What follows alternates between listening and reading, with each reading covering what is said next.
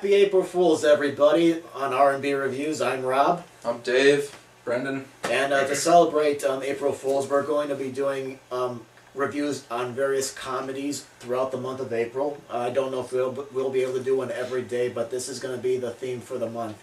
You know, we'll do comedies about people from the past, recent comedies, you name it. And today, we're going to start April Fools off by talking about probably the greatest director of comedy spoofs, Mel Brooks. He directed several great films like Blazing Saddles, Young Frankenstein, The Producers, History of the World Part 1, Spaceballs, and he is a comedy legend. So recently we rewatched a lot of Mel Brooks films, and we're going to now talk about what we think are our favorite films, what ones we didn't care that much for, and favorite moments. So, Dave, let me ask you this: what's your favorite Mel Brooks movie that you've seen? I'd have to say Young Frankenstein. Just hilarious, the stuff that Marty Feldman and Gene Wilder do, and they play off each other just so well. Yeah, they are great together. Yeah, and that's probably why Gene Wilder hired Marty to do Sherlock Holmes' Smarter Brother. Yeah.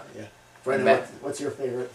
I gotta just continue what Dave was just saying here about Young Frankenstein. And Marty Feldman makes that movie, him as Igor, like, he is the ultimate Igor ever in my mind. I mean, really, like, the one scene where he's like, Gene Wilder's character is going down the stairs and Marty Feldman's head is on, like, the shelf, like one of the medical heads. I mean, just his face, his expressions and everything. And he's actually the most entertaining part of silent movie as well, for me. Not one of my favorites. I mean, kind of a lesser Mel Brooks movie in my opinion. I mean, I kind of actually consider it's strangely sloppy for a Mel Brooks movie. I mean, I was expecting more for a silent movie spoof. Yeah, I'll talk about that later. But my favorite Mel Brooks film, hands down, Blazing Saddles. It's a parody of Western films, and it's also a satire. It satirizes how blacks were treated in movies. And interestingly, a lot of people claim this movie is racist because it makes fun of different ethnic backgrounds and it makes fun of different religions. But the thing is, everybody is a target very equally, I think, and it's really funny. And you don't necessarily have to see a Western in order to get. There's some good jokes, and so it's definitely not for everybody. Like, I remember my mom went with one of her friends to see Blazing Saddles when it was in the theaters back in 1974, and after the scene where they were eating beans and they were farting in the can, her friend walked out. It just wasn't for her. But I mean, there's a lot of good, funny moments, and it's probably the most quotable of Mel Brooks' films. Blazing Saddles is definitely also making fun out of, for the most part, the Hollywood system as well. Yeah. And, particularly like the sort of golden era of cinema, the 50s sort of, especially the end of the movie. The end of the movie, I think, sticks with so many people. Yeah. And it almost reminds me of, like, the ending to, Monty Python and the Holy Grail. Yeah. That's exactly what it reminded me of. Yeah. And this, with Blazing Saddles, I noticed, now normally if they add the Hollywood little thing at the end, if somebody else was doing it, I'd say they were trying to cram too much ideas here. Yeah. But it comes off very well. It doesn't feel crammed. It feels like it flows very well from the Western stuff into the end.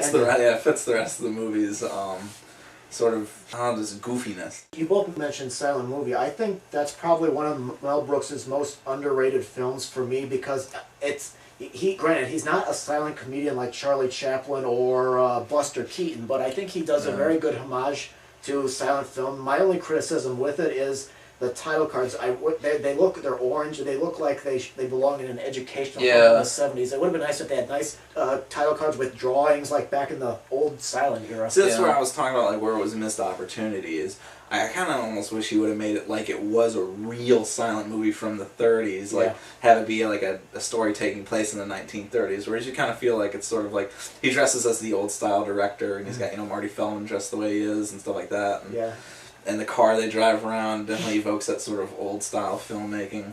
But like what you were saying, like Mel Brooks isn't really a silent film actor. Marty Feldman could definitely. Feels like he would have been very comfortable with a Charlie Chaplin film. Yeah, he's got fantastic gags. It's not my favorite. There's certain gags in there that are funny, but it's compared to the other ones, it doesn't work for me because, well, first of all, because it's silent. Mel Brooks films need to have sound, I think, just to work. So much comes through his dialogue and the performances of the actors. Yeah, I mean, like I said, Mel Brooks is not a silent film comedian or director. I think he's fine here, but I can understand where Dave's coming from. I think Mel Brooks is better with comedic dialogue and jokes. And the end of the movie didn't work for me at all. It was too plain.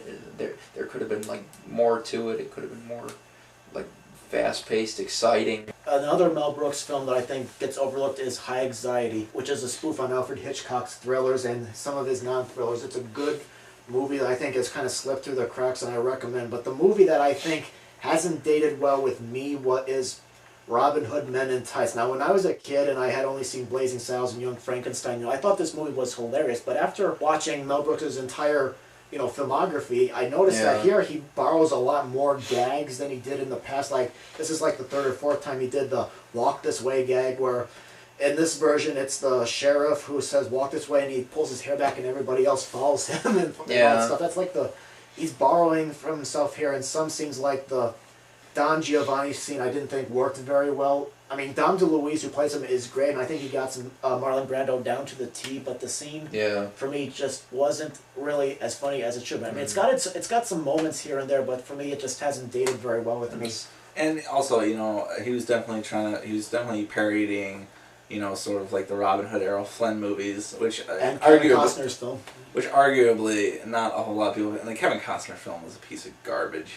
Yeah, I'm sorry, Kevin Costner can't act his way out of a wet paper bag. Oh. And how have we not talked about Spaceballs yet? Well, I definitely rank it up there with Young Frankenstein and Blazing Saddles. Very funny parody of science fiction. To me, it's one of the great spoofs. Period. I mean, it perfectly capitalized on Star Wars and Star Trek, Aliens. The 2001 Planet of the Apes. It's sort of it spoofs pretty much all the big science fiction ones that everyone knows. That scene at the very end with the alien cafe, though.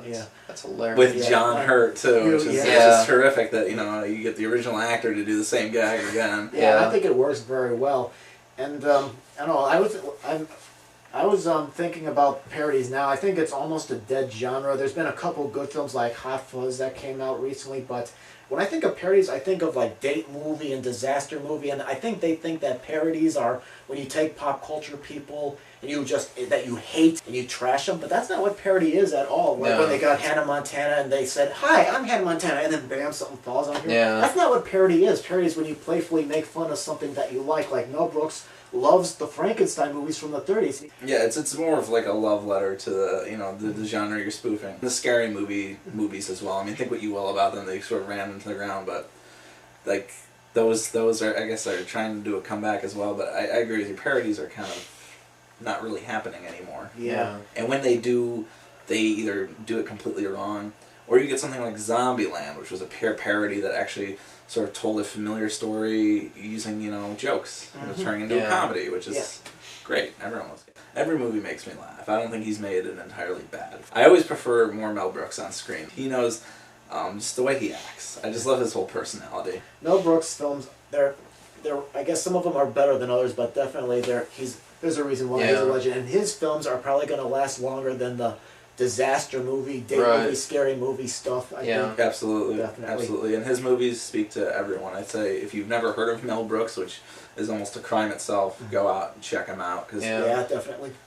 Yeah, because I have a feeling, I predict that I hate bringing up disaster movies and scary movies, but I think that in 30 years, if somebody watches it, they're not going to understand the jokes because some of those people are going to be forgotten. But one thing with Mel Brooks is the dialogue is memorable, and some moments, even if they've never seen like Star Wars, they know the Luke, I'm your father bit, or the alien bit, they'll know that and they understand and they get it, but I think that's why I think these films are definitely going to be around much, much longer. Okay, that's it for our Mel Brooks video. Thank you very much for watching, and of course, share your thoughts. What do you think of Mel Brooks' film? What's your favorite? What's your favorite moment? We'd like to know. Thank you very much for watching, and we're going to continue putting some other April Fool's comedies up within the month, like I said. So thank you very much for watching. See you next time.